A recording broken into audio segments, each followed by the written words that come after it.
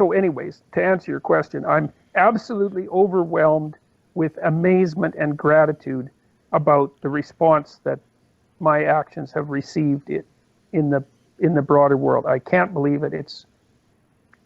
I don't know what to make of it. I'm not sure what to do about it. It's a healthy dose of truth that a lot of people haven't heard before, but I think at least what you do is you talk about the issues, you talk about the problems, and then you break down why they are issues and problems. You really delineate this thing down to the causes, the root causalities, and sometimes it's evolutionary, sometimes it's genetic, sometimes it's biochemical. You try to get to why people are feeling these ways about these things, and then say, hey, look, you don't like that homosexual man there for the same reason your ancestor was afraid of a snake. He's not an outsider. He doesn't have any fangs. Let's think about what's inside you that's making you feel that bit of like fear and anger, and the other sort of thing is coming up right now. Because I feel like if you look at that hard enough, it'll dissolve. It'll dissolve like an Alka-Seltzer away in your mind. Yeah, well, it's definitely useful to know that you have a primitive snake response to people you don't like. That's very much worth knowing and worth thinking about, because you want to be careful who you treat like a snake.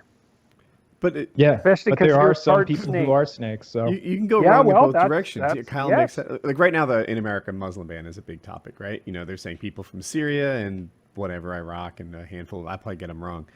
They're not welcome in here anymore, right? This is a thing that our president is trying to put into place. I'm really torn on it. You know, there's a leftist part of me that's like, that's just mean. You know, these are refugees. These are, women and children in a war-torn area who are just trying to escape and get into some safety. Like, can't America do its part? We can't just dump every refugee in Germany. And then there's another part of me that, says, hey, protect yourself, But I've got a guest room. It's closed, man. Like, I'm not just letting you in. A lot of these pictures make it look like fighting age males instead of the women and children I heard about. That is definitely the a internet, factor. I cannot discern what's propaganda and what's truth. I'm torn on. It's a big problem, man.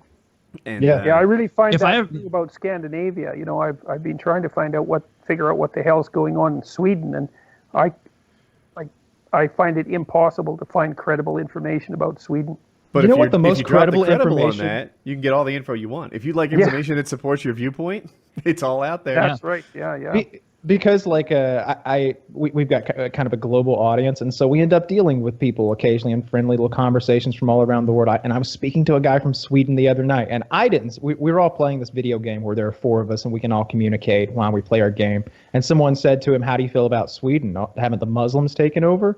And I thought the guy was going to be like, you're so ignorant. You don't know anything about my country. Where are you from? But instead he goes, it's pretty rough. We just don't go out at certain times. And there's neighborhoods you don't go to because that's their neighborhood. And, around New Year's, we know better than to go down to that part of it. And I'm like, whoa, really? Like there was no hate or vitriol in this man's voice. He wasn't like, it wasn't like he fired up some redneck and said, what about the blacks? And he just went into a tirade of ignorance and stereotypes. Like, no, this guy was like, well, the immigration has caused these factors, and this is how we get around them now so that we can all live together. And I was like, oh, God, that doesn't sound like I would enjoy that very much if I were this person. Yeah, well, I mean, there are a variety of very complex things facing us, and one of them is, the IQ issue that we talked about. Another is this polarization between left and right that seems to be characterizing everywhere in the West. It's the same in Australia, New Zealand, all through Europe, in Canada, in the US. I think you guys are actually a little more protected against it than most places. But, and then the other one is, we need a dialogue between Islam and Christianity. And Judaism for that matter. But I mean, the big clash for the Western world is Islam versus Christianity. And, people don't think about it in those terms because many intellectuals in the West think of themselves as secular, but it's a massive problem. And I'm hoping to conduct a whole series of conversations with Muslims, former and present, pro and anti, to try to facilitate a dialogue, because there's lots to talk about. I mean, I've studied religious thinking a lot, and I'm pretty ignorant about Islam because it's a complicated system and it's difficult to get into, but I can tell you that what I've read about Islam has not made me feel better about the chances of reconciliation between the Christian and the Islamic world. So, like, I don't know what to make of the fact, for example, I mean, if you look at the figure of Christ, and I don't care if you're religious or not, and I don't even care if Christ existed or not, and I certainly don't care at the moment about claims to divinity or the lack thereof. I'm just speaking as, let's say I'm speaking as a secular intellectual. I mean, as a figure, he's a figure of peace. I don't think that that's disputable. I mean, he wasn't a warlord. That's one thing that's for certain. He never led armies, you know, whereas that's not the case with Muhammad at all. Muhammad was clearly and indisputably a warlord. And so it isn't obvious to me what to make of that, except that it's bloody complicated. He had a child bride as well, I believe. Yeah, well, that one is somewhat less problematic to me, because I think that you can write that off to the cultural mores of the time. Now, I know there's a weakness in that, but I don't think we have to address that. But when the founder of your religion spread that religion by the sword, it makes it rather difficult. And when your religion has been embroiled in a vicious civil war from the day of Muhammad's death, which is exactly the case in Islam between the Sunnis and the Shiites. That war started literally the day that Muhammad died. It's very difficult for me to see how that can be reconciled with the claims that Islam is a religion of peace. Yeah, we saw that when Martin Luther hammered some stuff on a door a long time ago, and the Protestants and the Catholics just went their separate ways. And I mean, there's been some rough feelings over the years, I suppose, but no generational wars that I can think of. I mean, right? Yeah, well, I mean, there was plenty, you know, as you said, there's been plenty of Christian schisms. But the other thing, too, is that it's not that easy to lay those at the feet of Christ, you know, because just even merely as an archetypal figure, you know, as the Western world's hypothesis of the ideal man. I mean, as a moral character, he was pretty much above reproach. And it's difficult for me to say the same thing about Muhammad. Now, that might be because I'm an ignorant, old Western white guy, but like, I'm doing my best, man. I'm a big admirer of Taoism, for example. There's great wisdom in Taoism, and I've found real value in so much of the religious reading that I've done. But I'm really stumbling with Islam. It's really hard for me to see it as other than a primarily political system. And that's how it's being enforced right now. That's what ISIS is all about. You know, they've established a religious caliphate, you know, across the borders of two countries. It's less about when I think of religion. Yep.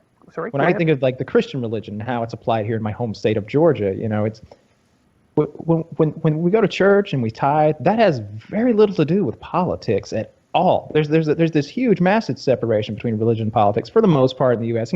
There are moments of ambiguity and tempers flare over a monument on this piece of property or no, but that's as stiff as it gets. Like the scariest bit of that I can remember, some drunk fellow ran over a monument for the Ten Commandments a few months ago and tipped it over. Like that's what happens when. But like to your point, like never, like if you're not a Christian, Kyle, and you're Christian kind of alcove there in Georgia, no one ever is going to come to you and say you have to pay a different rate of taxes. You have to go to different stores. You have to. The religious law will not be enforced as a law. You know, I'm not going to lose any hands if I can. You know, the Bible has many restrictions that it places on Christians, and I ignore all of them virtually. You know, like, but I know there's no religious police to come and kick my door in and drag me away and torture me and threaten my family and well, and it's not, you know, it's also there's other cataclysms that are that exist on in the conceptual realm as well. So, you know, the states dominated by Islam are not economically productive, and that's quite an interesting mystery. And They're not. And many of the Islamic states that we purport to regard as allies hold values that are antithetical to our system. And Saudi Arabia is a classic example of that. And I cannot, for the life of me, understand, except in a psychoanalytic manner, why the radical feminists tolerate America's ally, the fact that America is allied with the Saudis. It's just it's not much different as far as I'm concerned than it would be if black people didn't say anything if America was allied with a black slave-owning state, which of course also happens in Saudi Arabia, by the way, and not so in the feminists. It's got to be because Muslims right now are higher up on the victim hierarchy than them. So even if it's way over there, they're not allowed to speak out against it. I think it's their unconscious wish for brutal male domination. I don't think so. Man. I like that. That's fun. I think it's the left's ability to apologize for anything that's wrong.